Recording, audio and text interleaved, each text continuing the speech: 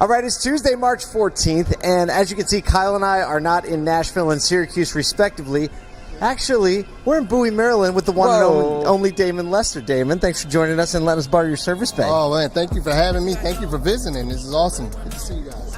You know, we love being on the ground and in the dirt, as we call it, just because there's always so much going on and so much moving. But the talk this week, starting, was it Thursday? I'm telling you what.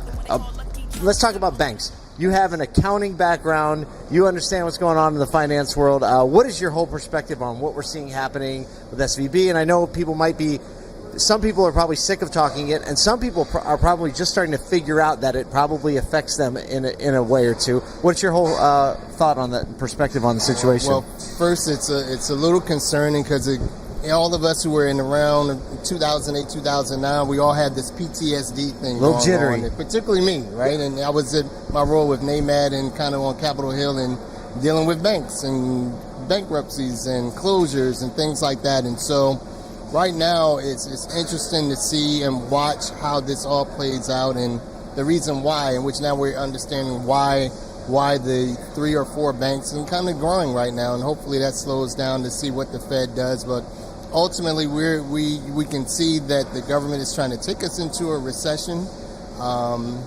Interest rates still going to be increasing. You're seeing prices rising. You're seeing layoffs that are unusual, even post-COVID layoffs when we're trying to increase employment. So all of these things right now that are happening within our environment are pretty interesting to see. Yeah, the very first kind of bank to fall was SVB last week, and that's Silicon Valley Bank. And for a lot of people, that might be hard to kind of go, how does that impact me, right? Because there's a lot of technology startups, a lot of startups in the U.S., over 50% actually in the U.S. banked with Silicon Valley Bank. And so it's kind of disorienting to go, how does that relate to me as an auto dealer, as a dealership employee, or as a technology employee in the automotive industry? Can you maybe tie that a little bit together?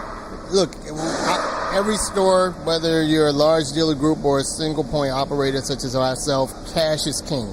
And as interest rates rise and as inflation continues to rise, cash needs to be king. And so what's concerning for me is my floating rate interest rate on my mortgage keeps going up. And that's a little concerning as we're seeing prices also go up. And so it's concerning to try to make sure we're managing our cash and managing our expenses and not trying to cut too fast and just slim things to the point where we're going to lose productivity and lose efficiency. So we're really paying attention to this overall environment that we're in right now. Yeah, I think it's important to, Paul and I use these words a lot, take a measured approach, right? The sky isn't completely falling or anything like that. And like you said, there's some PTSD from those that have been in the auto industry for 15 plus years.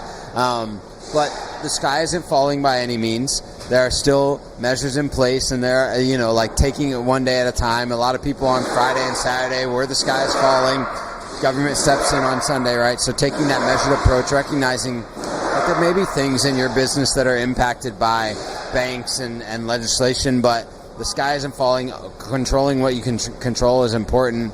What are some of the things that right now that you are looking at controlling what you can control, especially as a dealer, working through some of the things that are happening in used cars and maybe inventory coming back? What are those controllables that you're seeing? Well, with used cars, definitely we're trying to make sure we buy properly and make sure that when we do buy them, we can sell them also at a fair price without being overly zealous and keeping cars on your lot too long. And so I think for all of us, both new and used, turn, volume is the key on both fronts. And so we have to be more and more watchful and mindful of that, because also our floor plan expense goes up. And so that's a term that we haven't heard of in quite a bit of time right now. And so floor plan expense also rises. So we can't be married to the cars that are on our lot. The goal is to keep volume moving on both sides. So obviously, if you're just listening, you can hear that there's a lot of work going on in the service department quite this morning. And so I think that's a stark reminder for us that even though the world's talking about interest rates and the economy and banks collapsing, auto dealers are still, every day, customers are pulling cars in. There is work to be done. I haven't heard anything about any kind of layoffs within the auto dealer world. Are you in a position where you're staffing up, looking for more people? Like, what's the look on the ground from one dealer's perspective? You know, we're hiring more techs. We have a couple of new techs that started today, and so the more techs we can hire to make sure that we service our customers and make sure they're in and out more efficiently. Look, this is the weight room. The service department is the weight room, and to get everything fixed and ready to roll and get customers to and from work, to and from soccer practices and all of the things that they do on their personal time. So this department here, this area right here with these lifts behind me, are the key incubator of any dealership, particularly ours. So our fixed absorption rate, we need to maintain a fairly decent rate to make sure our expenses are in line and that we're operating efficiently. All right, so let's talk about the news in general. Let's zoom out for a second because everyone's sick of talking about banks and interest rates. I mean, it's the most important thing. It's very important. But talking about service, let's zoom out for a minute. When you are starting to approach springtime and the mindset that your people and your customers seem to be in, just like, again, thinking mindset, consumer mindset, what are the kind of trends that you're seeing, or what are people looking forward to in the spring? Even if it's market specific, that's fine. But how are customers behaving, acting, thinking? What are they looking forward to, et cetera? You know what? We're seeing a huge interest in EVs or electric vehicles. And so although that interest is peaked, now the challenge is there's a tax credit fit. Particularly in this D.C., Maryland, Virginia area, you know, it's key because we're a very tight metropolitan area that's government driven. Everything around here is government or government contractors. And so we're seeing an uptick of interest in it.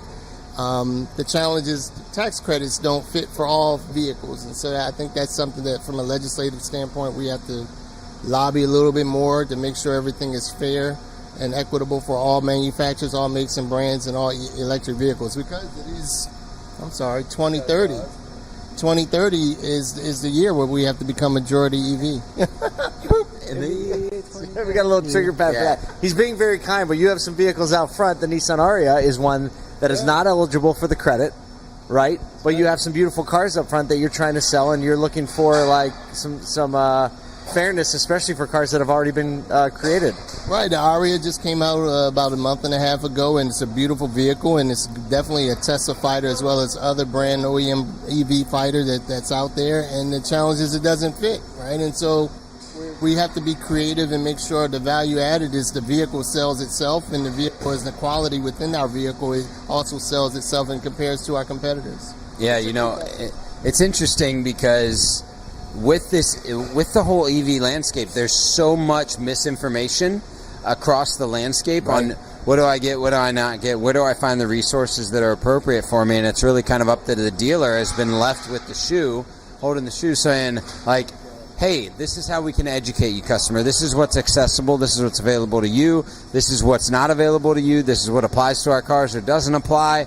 And there's so, you know, whether it be the vehicle or the income or anything like that, like, what are the challenges facing dealers as we re-educate and then re-educate again and then re-educate again as legislation continues to change? You got to stay current because it is definitely a changing landscape that we all don't know what the rules are because they don't know what the rules are. And so everyone's kind of on this pivoting. Let me make sure that we're at least knowing what the new rule is for the particular day or for the particular week. And it's still changing, and hopefully they change more for the better for all of us to be able to be more abreast of it. But it's key for your management, your salespeople to know what the law is as it stands today and what the new rules are. Right. All right, last question. It's morning. Everyone's getting ready to go through the day. You are a motivated individual. Most people don't know. This man is a triathlete that is on the comeback, right? From the old little hip thing, coming back in. So just give the people something to chew on this morning when it comes to whether it's motivation or like one of your mentalities or mindsets that keeps you in the game every day. You know what? How I start my day matters.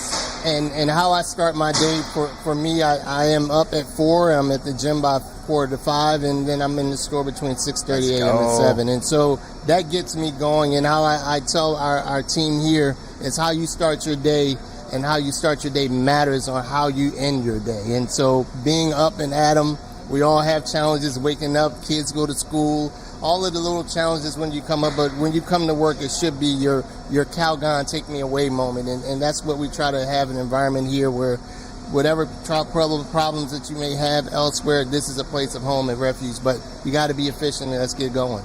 Well, hey, look, if there's a place to stay current and get up early in the morning, right, it's right here with Asodu. That's if true. you're not signed up for the daily email, you should grab that at asodu.com. That's ASOTU.com.